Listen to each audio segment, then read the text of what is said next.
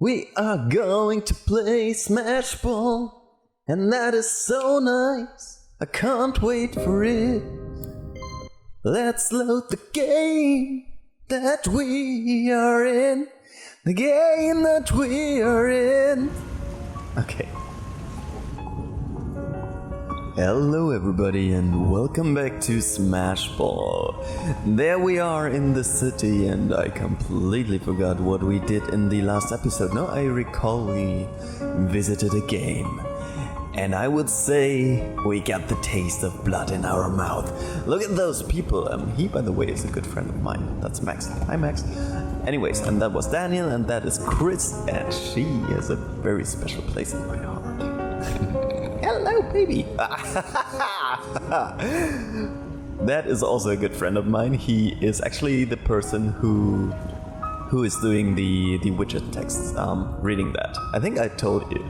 Anyways, here we are back again in the city. We saw what those 8 athletes are able to do.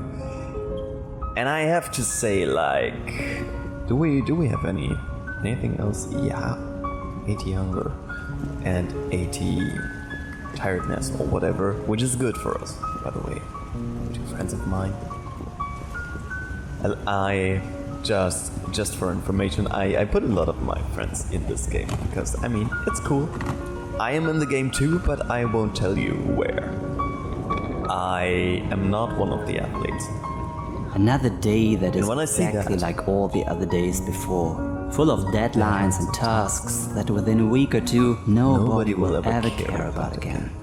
Another 8 hours of sitting around in an unhealthy sitting position and staring at spreadsheets. Nice. But it pays for the bills and even for a bit more. Let's work. And when I see what we're doing here, day in and day out, with no really sense of escaping it.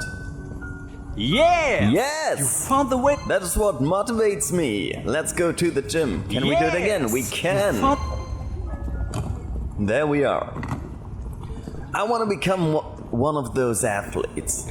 Like, really, I don't want to sit around in the office anymore, boring my own brain into pieces. No freaking way. I hope that is not a depressing notion for anybody listening to that, because I guess most of us, me including, are trapped in the office in our real lives. But you know, that's why I did this game. Just because I needed something else. Blackness. So that for me it would feel Buy much some better fresh vegetables. to have a day in the office when I would know there was an escape from it, and that gave me some sense of progressing in my life. And I mean, it's cool what I did here, but it's probably not gonna make me like financially stable or whatever. So I still need my day job, but I love doing it. As long as after work I have this sort of escape, I have this world where I can like hide in, live in a world that I can shape, and I'm already like trying around with other projects just for myself. And look at that. Look at the view here. There's a tree. Let's water the tree. Naturally watering it. And there, in the distance, the shuttles going somewhere. He always being super excited about these shuttles. He must be a huge lover of aircraft. So, and we have been talking to Naomi previously, so not gonna do that now. And I really want to become one of those athletes. Together with you, and we have a lot of Yes! You found the... like, I mean, we are really fat, we are not hungry. Yes! And that's how we can work out the entire day, chasing our dream like we should do in real life as well. to get a break of what we are doing Another here. day that is exactly Another like freaking day, but we don't care because we are... Okay, too exhausted. We are going back to bed. Should we talk to them? I don't know, I think we talked to them already. We can talk to Scrooge, come on. Hey, dude, you are arguing. You want to talk to me? Speak quickly.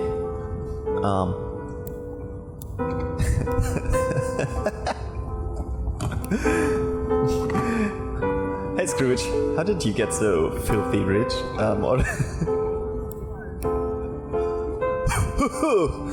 Filthy rich? I like that. It's all about recognizing opportunities. If you work for your money, you are doing something wrong. Like, how could that look like? Oh, a fun little test. Why not? Let's see if you have what it takes. Okay, in midsummer, a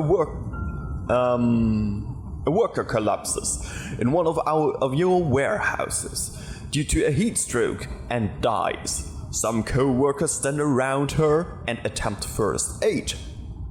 What do you do?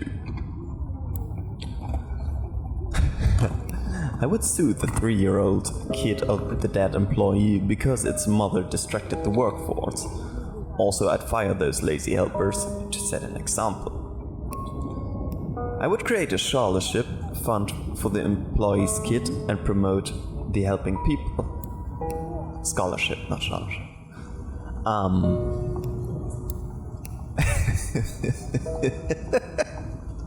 What are we going to do here? I mean, I guess we all know what he wants to hear.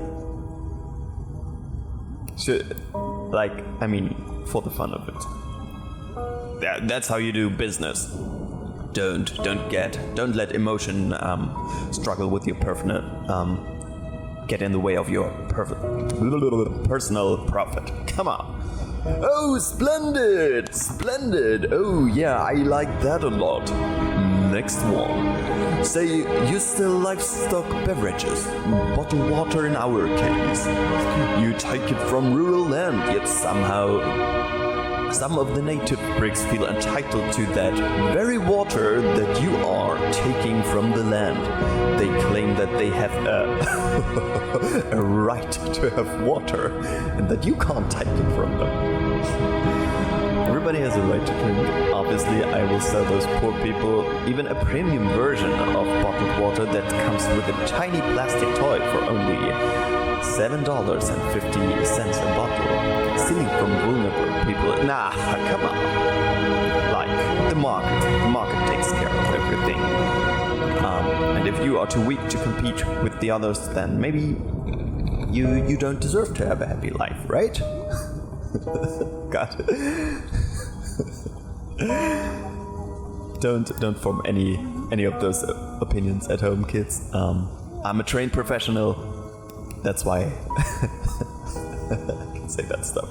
Anyways, oh yeah, and we could open a factory where their children could produce those little toys for 11 hours a day. That brings work to the region, and that way the local government might even have to support us. Splendid. Third scenario. One of your warehouses collapses because you cunningly decided to use some more affordable materials for its construction. Several people die within the collapsed structure. A tragedy. What do you do? And by the way, on a side note, I mean, some of those things might sound familiar, but they are to you like real world cases, but they are of course completely made up. Not pointing any fingers at maybe some filthy people. To rebuild the warehouse, I will shorten the wages of those who survived, obviously. In those grim days, we all have to step back and play our part. Those who died would have wanted it. Oh no, the blood of the people would be on my hands. For the fun. Great thinking! Who needs to eat 3 meals a day anyways? Unless it's expensive meals. In that case, let's sell those to them. I could do that the whole day. Let's say there is a deadly disease that keeps killing millions of people. and you discovered a much needed vaccine against it. But there are also competitors that will launch their own products soon. This is a once-in-a-lifetime opportunity. What do you do? And again, totally made up and has nothing to do with any current situation. I contact a politician and offer her to buy many doses for her country, or let's say, union of countries. I also increase the product price by 20%, obviously. She will later get her share of the taxpayer money she wasted.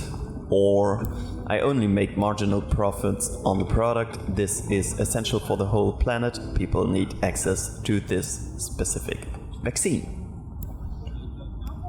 I mean, we came so far. Oh, that's cartoonishly evil. I love that. One more challenge. You have a great product in the market, but some envious scientists who never made anything out of their lives claim it would destroy the planet and cause deadly diseases. People already noticed it. What would you do?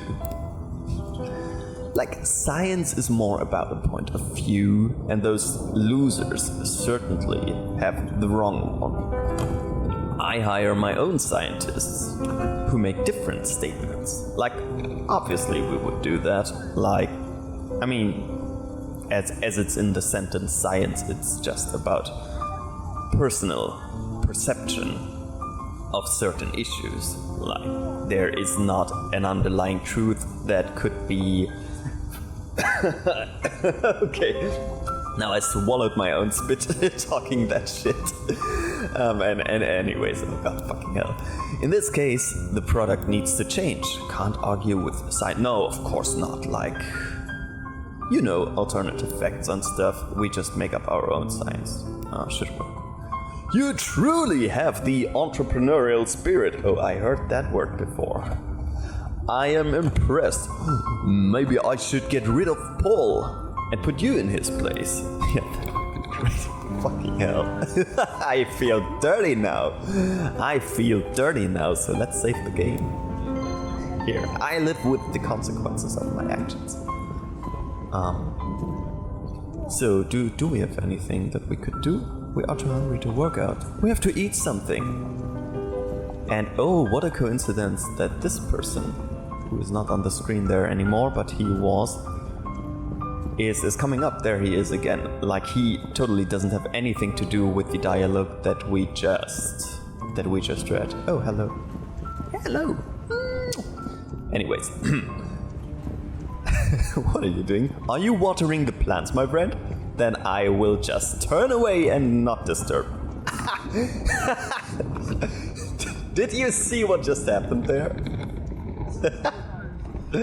Let's visit them. I mean, what an emergency! I saw people falling down. Somebody has to take care of them in, the hospital. Would that work? Hold on. Aren't you the people that fell down? What are you doing? And why are you back here? Is there any dark magic behind that? He is falling down and he keeps reappearing. I saw that on South Park.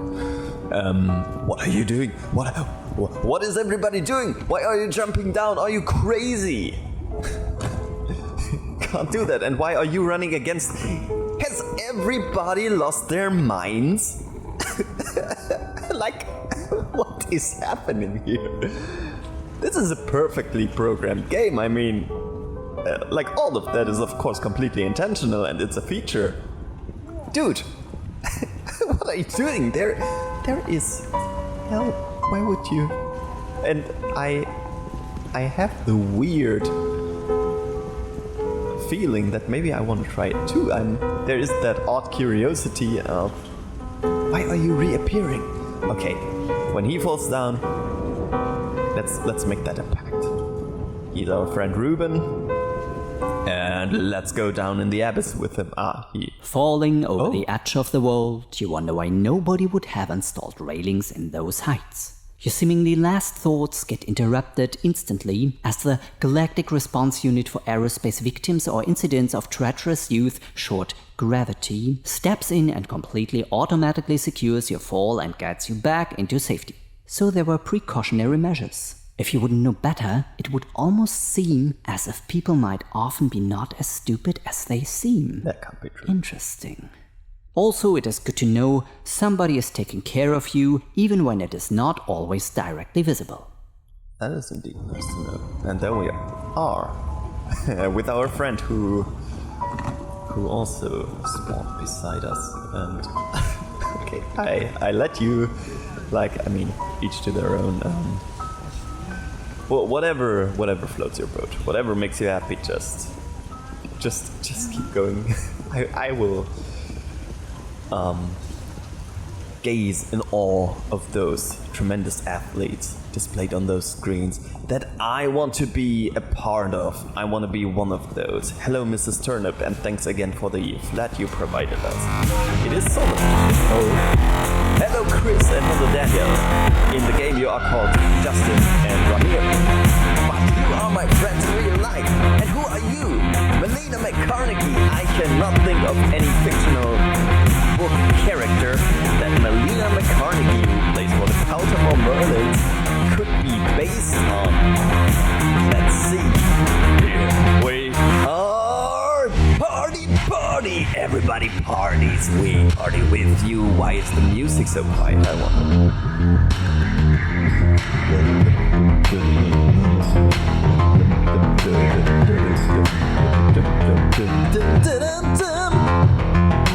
Now they're turning it on, and this guy, Cord, is dancing again.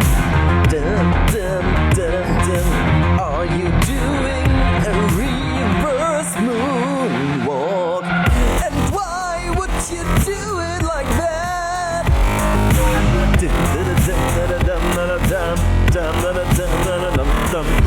Could you please break dance again? I am such a huge fan. He's spinning around, going live with the sound. Nice dance. Making that free. I wish I could do that, but there's no black pocket or something to dance. So we have to make up our own dances, just weirdly wiggling around, which is exactly the same way that I always do it in real life when somebody forces me to dance.